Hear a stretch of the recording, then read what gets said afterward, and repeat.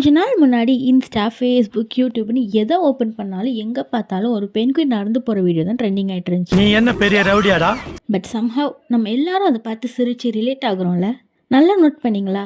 அந்த பென்குயின் செம்ம கான்ஃபிடென்ட்டாக ஸ்டார்ட் பண்ணும். 2-3 ஸ்டெப் நல்லா நடந்து போகும், அப்புறம் கீழே விழுந்துடும். கொஞ்சம் நிற்கும், லெஃப்ட் ரைட் பார்க்கும், என்னடா இதுன்னு கன்ஃபியூஸ் ஆகும். நம்ம லைஃப்பும் அதே மாதிரி தான் இல்லை?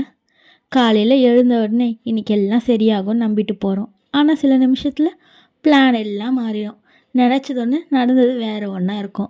சில நாள் நம்ம நடக்கிறோமா இல்லை நிற்கிறோமான்னு கூட புரியாது. விழாமல் இருந்தால் போதும்னு யோசிச்சுட்ருக்கோம். ஆனால் அந்த பென்குயின் கிட்ட நம்ம ஒரு முக்கியமான விஷயத்தை நோட் பண்ணோம். அது கீழே விழுந்தாலும் எந்திரிச்சு நிற்க ட்ரை பண்ணுது. கீழே விழுந்திருக்க ஐஸை திட்டலை, லைஃப் அன்ஃபேர்னு யோசிக்கலை. கொஞ்சம் அட்ஜஸ்ட் பண்ணணும், திரும்ப ஸ்ட்ரைட்டாக நடக்க ஆரம்பிச்சிடணும். அவ்வளோதான் அதோட தாட். அதுதான் நம்ம லைஃப்பும். நம்ம கூட சில நாள் விழுவோம், சில நாள் ரொம்ப ஸ்லோவாக போகும்.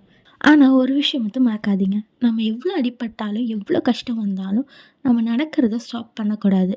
நம்ம கோலை நோக்கி நடந்து போயிட்டே தான் இருக்கணும். கண்டிப்பாக ஒரு நாள் நம்ம கோலை அச்சீவ் பண்ணுவோம், அந்த பென்குயின் மாதிரி.